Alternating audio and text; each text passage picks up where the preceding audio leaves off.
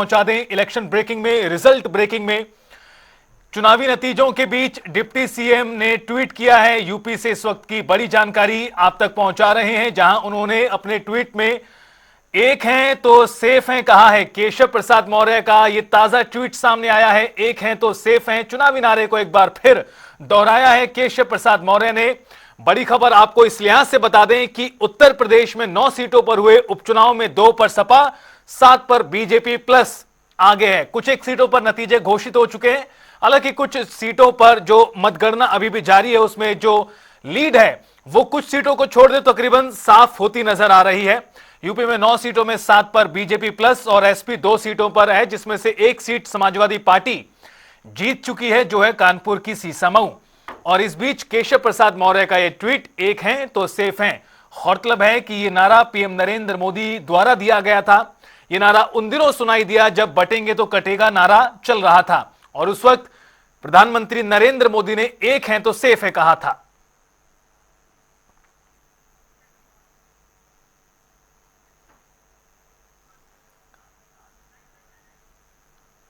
और पवन अग्रवाल हमारे संवाददाता मुजफ्फरनगर से हमारे साथ जुड़ गए हैं ज्यादा जानकारी के साथ। पवन, मुजफ्फरनगर में हो रहे उपचुनाव का क्या है हाल, किस तरह की तस्वीर पेश होती है अब?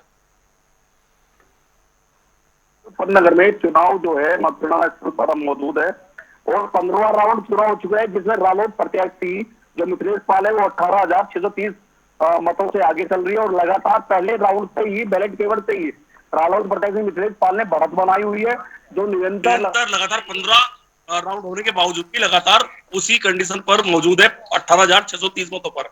लगातार कहीं भी पहले राउंड पर यहाँ पर सुम्बुल राणा जो सपा प्रत्याशी थी वो मौजूद थी काउंटिंग स्थल पर, लेकिन जैसे ही राउंड खुलने शुरू हुए तो वो यहाँ से निकल चुकी है। लेकिन रालोद प्रत्याशी अभी भी काउंटिंग स्थल पर ही मौजूद है। और बात करें अगर स्थिति की, तो इस वक्त यहाँ पर डीआईजी अजय साहनी सुरक्षा व्यवस्था को देखने आए थे। डीएम महेश मिश्रा, एसएसपी अभिषेक सिंह सहित सीडीओ संदीप भागिया इस वक्त मौजूद है। सभी आरओ मौजूद है।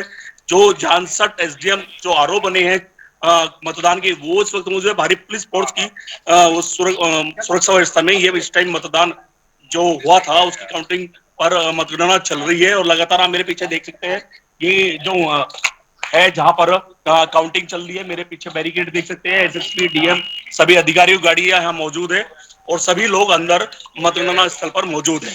जी पवन, एक और मेरा सवाल आपसे, उसके बाद अलीगढ़ आपको लेकर चलेंगे, वहां से क्या कुछ अपडेट है वो भी बताएंगे। लेकिन पवन, मुजफ्फरनगर में माना जा रहा था कि क्लोज फाइट हो सकती है, क्योंकि जिस तरह से प्रत्याशी घोषित किए गए थे और जिस तरह से पूर्व में भी यहाँ के रुझान नतीजे रहे, वो इस बात की तरफ इशारा कर रहे थे। लेकिन मीरापुर सीट पर आए जो रुझान है अभी तक के, उसमें जो प्रत्याशी हैं सत्ता पक्ष की, यानी राष्ट्रीय लोकदल की मिथिलेश पाल, उनकी जो लीड है वो भी इस वक्त 18,000 से भी ज्यादा है। ये क्या दर्शाता है? देखिए, मैं आपको बता दूं, यहाँ पर आजाद समाज पार्टी के जाहिद हुसैन इस वक्त समाजवादी पार्टी से थे। वो भी करीब 15,000 के करीब मत प्राप्त कर चुके हैं। जो सबसे ज्यादा सीधी सीधी जो समाजवादी पार्टी की जो सुम्बुल राणा है, उनको जो सीधी टक्कर दी है, उन्होंने आजाद समाज पार्टी की जो चंद्रशेखर रावण है, जो विनोद नगीना सांसद, उन्होंने टक्कर दी है। उनके प्रत्याशी इस वक्त बढ़िया वोट ले चुके हैं। उन्हीं की वजह से सुम्बुल राणा यहाँ पिछड़ चुकी है। और मिथिलेश पाल की अगर बात करें तो मिथिलेश पाल इससे पहले भी मोरना में राणा परिवार को उपचुनाव में हरा चुके हैं। वही कंडीशन सेम आज बन रही है कि मिथिलेश पाल लगातार वोटों की बढ़त बनाई हुई है और 18,000 से ज्यादा मत वो 15वें राउंड में ले चुकी है। और सुम्बुल राणा की लगातार जो चेहरे पर हमने देखा निराशा बनी हुई थी।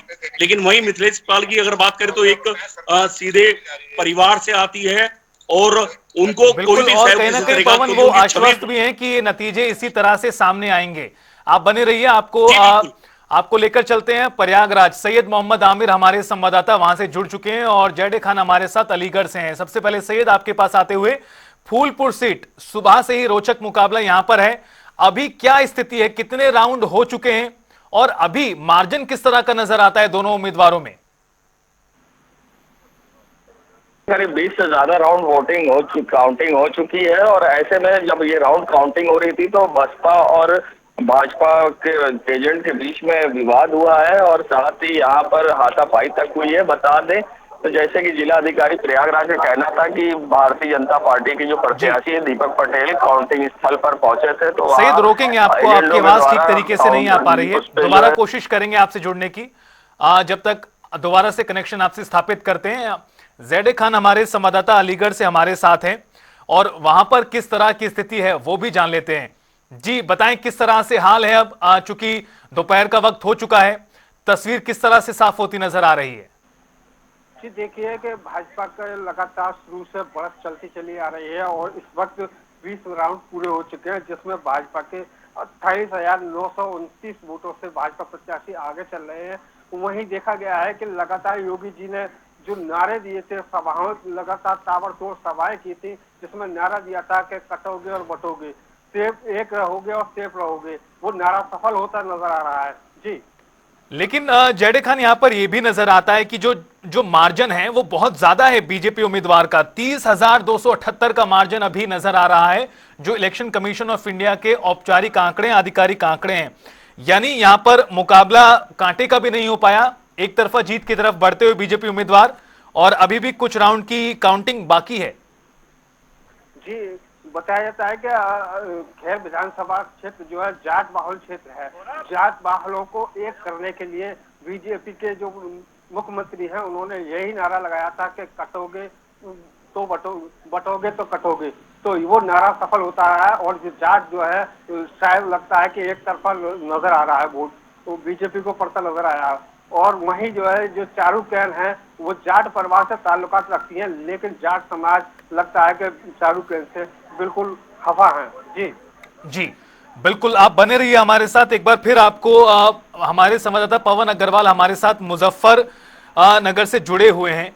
पवन, जिस तरह से यहाँ की बात करें, पहले भी आपसे बात हो रही थी तो उस वक्त भी ये दिखा कि शुरू में लगा था कि स्थिति कुछ बदल सकती है, लेकिन जो आजाद समाज पार्टी वोट यहां से निकाल कर ले जा रही है वो सीधा डेंट पड़ रहा है समाजवादी पार्टी को। ये आने वाले समय की राजनीति के लिए भी काफी कुछ बयां करता है। अब पवन,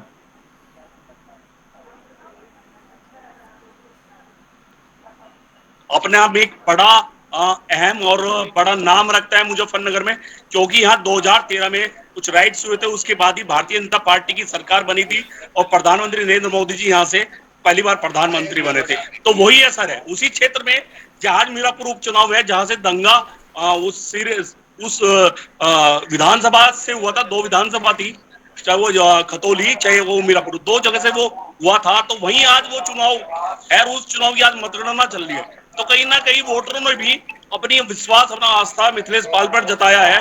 तो जो वोट देहात क्षेत्र का है, मिथिलेश पाल की एक शानदार छवि है यहाँ मुजफ्फरनगर के अंदर, सभ्य लेडी के रूप में जाना जाता है। तो वो कहीं ना कहीं वो उन्हें एक पूरा भरोसा मतदाताओं की तरफ से मिला और आज वो जो लीड बनाई हुई है 15 राउंड में 18,000 की, एक वो बड़ी बात रखती है।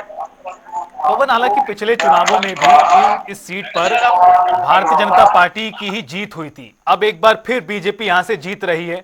कुल मिलाकर जो तस्वीर पेश हो रही है इन सभी 9 सीटों पर, उसमें समाजवादी पार्टी लूज कर रही है और गेन हो रहा है बीजेपी को। आने वाले 2027 विधानसभा चुनाव के मद्देनजर भी काफी महत्वपूर्ण है परिणाम, जिस तरह से कयास लगाए जा रहे थे, लिटमस टेस्ट कहा जा रहा था। पवन,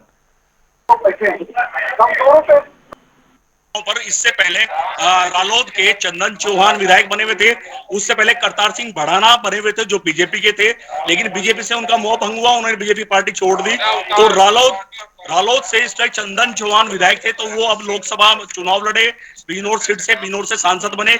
उनके सांसद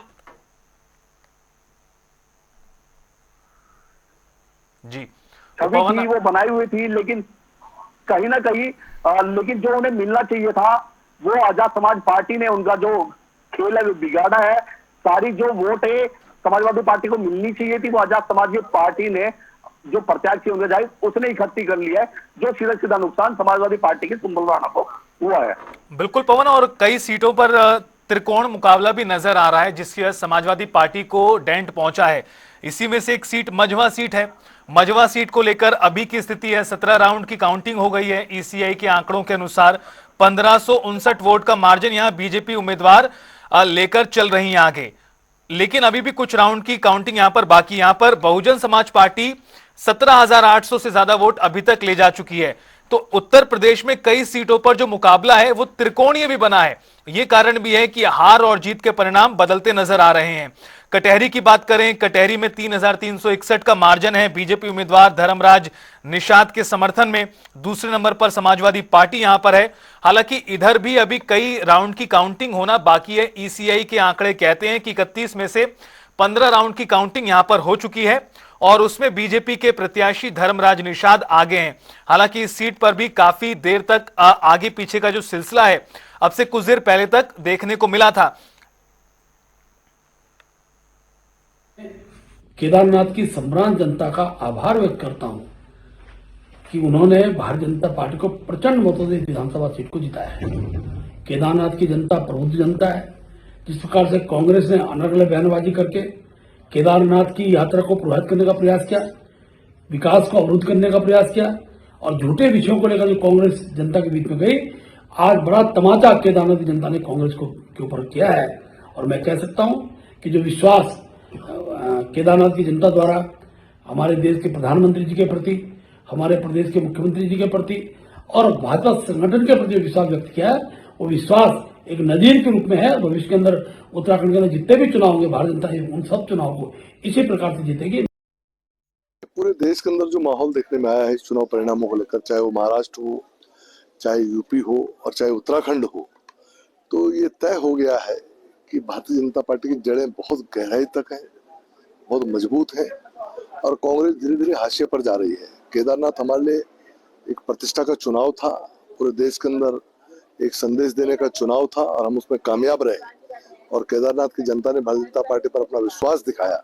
इसके लिए मैं वहां की जनता का आभार भी व्यक्त करता हूं और निश्चित तौर पर ये जो परिणाम है इसका परिणाम बहुत दूर तक निकलेगा।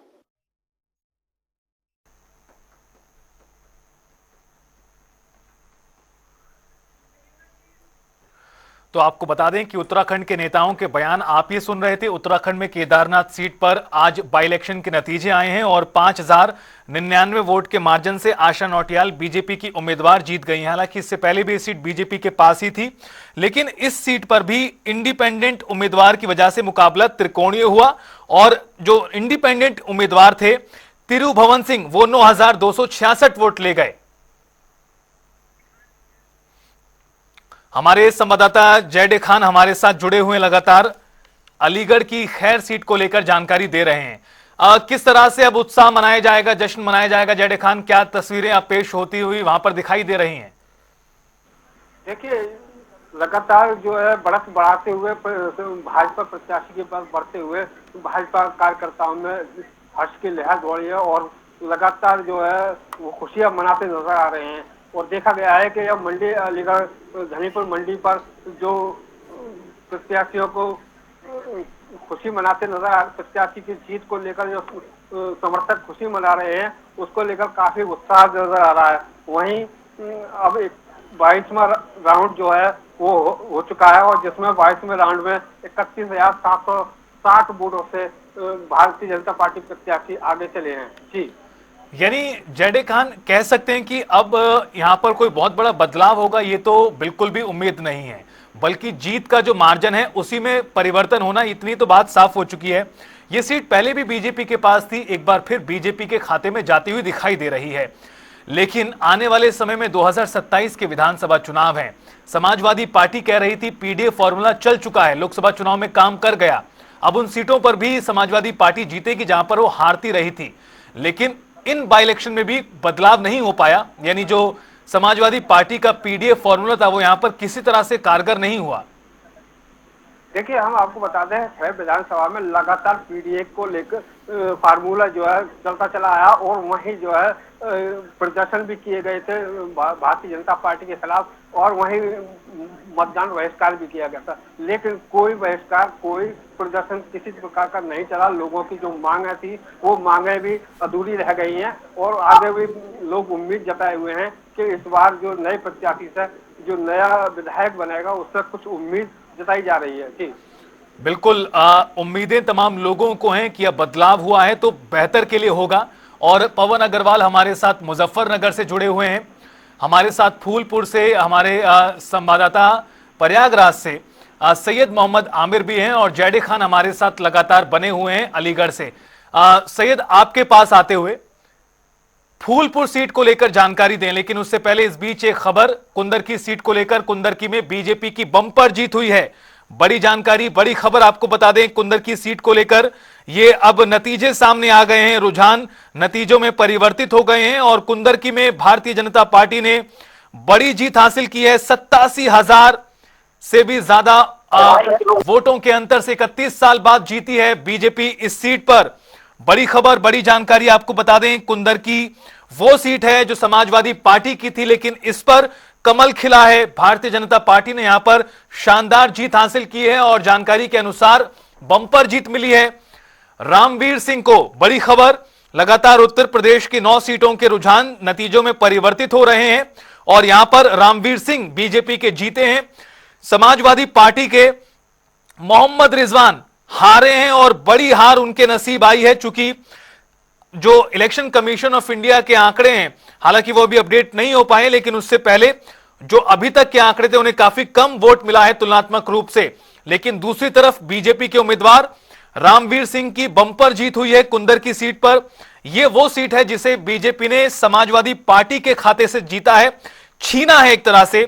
मुरादाबाद की कुंदरकी सीट पर अब कमल खिल चुका है और बेहद रोचक आंकड़ा यह है कि करीब 3 दशकों के बाद यहां पर बीजेपी ने जीत हासिल की है, वापसी यहां पर हुई है। हाल ही में विधानसभा चुनावों में भी समाजवादी पार्टी यहां पर जीती थी, लेकिन अब बाई इलेक्शन में भारतीय जनता पार्टी ने समाजवादी पार्टी से सीट छीन ली है और यहां पर रामवीर सिंह जो बीजेपी के उम्मीदवार हैं उनकी जीत हुई है।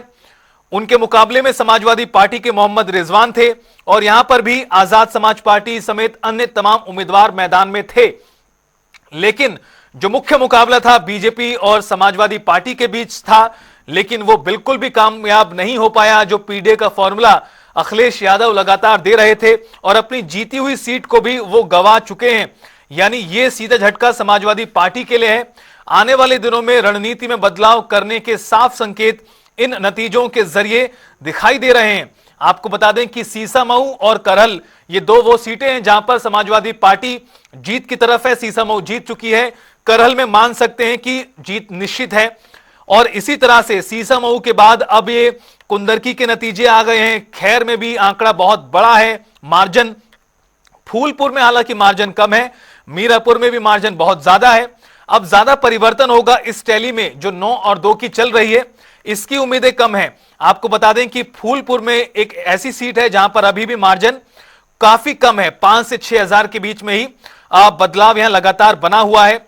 फूलपुर के अलावा कुछ एक सीटें और ऐसी जहां पर मार्जिन कम है और वो है कटहरी सीट पर भी मार्जिन अभी काफी कम नजर आ रहा है इलेक्शन कमीशन ऑफ इंडिया के आंकड़ों के अनुसार। लेकिन इस बीच यूपी में 2 सीटों पर परिणाम घोषित हो चुके हैं और आधिकारिक रूप से सीसामऊ में जहां इरफान सोलंकी की पत्नी जीती हैं, नसीम सोलंकी तो वहीं इस सीट पर जीते हैं बीजेपी प्रत्याशी।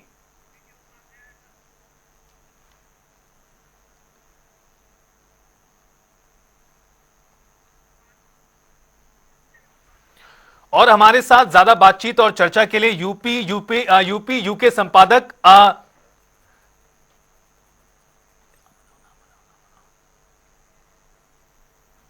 के उपाध्याय जी जुड़ चुके हैं। सर, 9 सीटें थी बाई इलेक्शन की और उन 9 सीटों के अब रुझान नतीजों में परिवर्तित हो रहे हैं।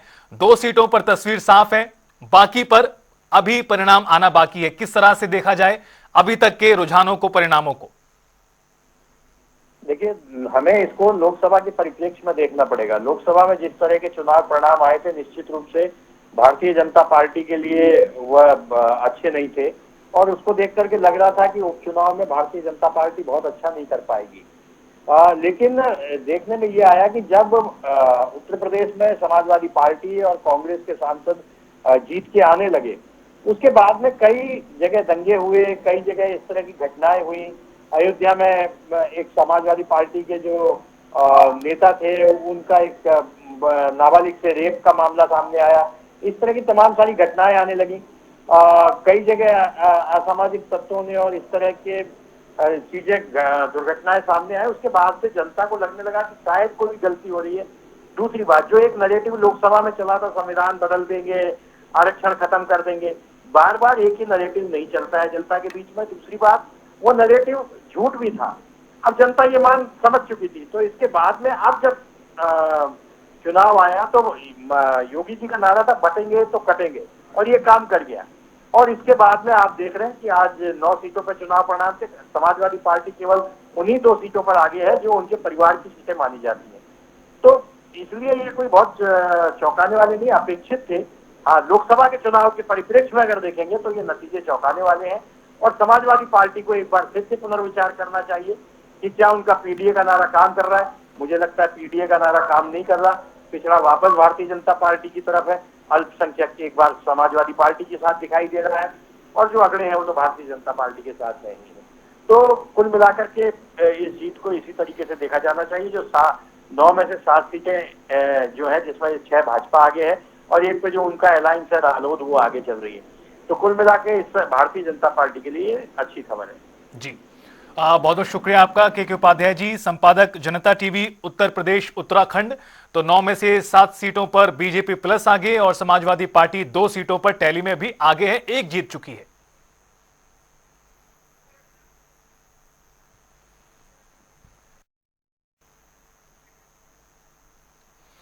तो आपको बता दें कि उत्तर प्रदेश की 9 सीटें बेहद महत्वपूर्ण हैं, और जिस चीज को लेकर लगातार चर्चाएं हुई वो था कि यूपी के परिणाम बहुत मायने रखते हैं आने वाली राजनीति के लिहाज से, दिशा और दशा तय करने के लिए। तो उपचुनाव मैंने कहा श्री अखिलेश यादव जी का जो पीडीए है वो फर्जी है, परिवार डेवलपमेंट एजेंसी है। उनकी असलियत जनता के सामने आ गई। लोकसभा के चुनाव में जो उन्होंने झूठ बोला, धोखा दिया, फरेब किया, अब वह उनका फरेब चलने वाला नहीं है। समाजवादी पार्टी समाप्तवादी पार्टी बनने वाली है। वो पीडीए के नाम पे राजनीति करते हैं, लेकिन एक दलित की बेटी की हत्यारा करने वाला हत्यारा उनके साथ बैठता है। यह दुर्भाग्यपूर्ण है। इसलिए सपा जैसी पार्टी की राजनीति के अंत का संकेत है 2024 का या विधानसभा उपचुनाव। देखिए, उत्तर प्रदेश में पहले से ये तय था कि ये पूरी तरीके से सरकार अपने सरकारी तंत्र के बदौलत और अपने पुलिस के बदौलत चुनाव लड़ रही है और चुनाव जीतने का प्रयास कर रही है। उसी का ये परिणाम सामने आ रहा है कि पूरी तरीके से सरकार प्रशासन को अपने तंत्र को लगाकर ये चुनाव जीत रही है। सर, चुनाव के दौरान तमाम आरोप लगे, और अब जो नतीजे आ रहे हैं उसको कैसे देखते हैं आरोपों के बीच? नहीं, निश्चित मैं इतना ही कहना चाहूँगा कि पूरी सरकार में आप देख सकते हैं पुलिस प्रशासन से लेके सारे तंत्र लगाए इन्होंने, और उसमें वोटरों को धमकाया गया, वोटरों को डराया गया। ये पूरी तरीके से लोकतंत्र की हत्या की गई। इस चुनाव में देखा गया, हम भी विधानसभा में गए, शीशा मऊ में हम 5 दिन रहे, सभाएं भी किया और जनसंपर्क भी किया। और ये 9 चुनाव में ये चुनाव पहली बार है देश की आजादी के बाद, ये पहला चुनाव हमने देखा कि ये चुनाव लोकशाही बनाम तानाशाही, लोकशाही बनाम तानाशाही, लोकतंत्र की सारी मर्यादाओं को समाप्त करके, और सत्ता पार्टी ने, भारतीय जनता पार्टी ने पूरी चुनाव की कमान पुलिस के लोगों पर, सरकारी अधिकारियों पर डाल दिया था। जनता का प्यार जीता है। फिर से एक बार कानपुर लोगों ने साबित किया कि ये कानपुर है, ये रामपुर नहीं है, और यहाँ किसी अहंकारी का अहंकार चलने वाला नहीं है। मुख्यमंत्री की 3 दौरे के बाद भी कानपुर ने वही किया जो कानपुर हमेशा करता आया है। ये फुटबॉल, ये अहंकार का प्रतीक है, और ये अहंकार हारा है। ये फुटबॉल पंचर हुई है। हार के करीब हैं तो खबर नहीं हो सकता। एक वजह हाँ, जो आपको कुछ समझ में आई थी। हिंदू हम लोग सोच रहे थे पोलराइज होगा, पोलराइज नहीं हुआ। तो उत्तर प्रदेश के तमाम नेताओं के वक्तव्य आपने सुने। उत्तर प्रदेश के रुझान और कुछ सीटों पर परिणाम बेहद चौंकाने वाले हैं, खासतौर पर कुंदर की सीट, जहां से करीब 31 साल बाद कमल खिला है, वापसी भाजपा की हुई है। 4 सीटें सपा की थी, जिसमें से 1 सीट सपा लूज कर चुकी है। अभी भी 2 सीटें जो परिवार की सीट मानी जाती है वहीं पर आगे चल रही, जिसमें से 1 सीट है करहल।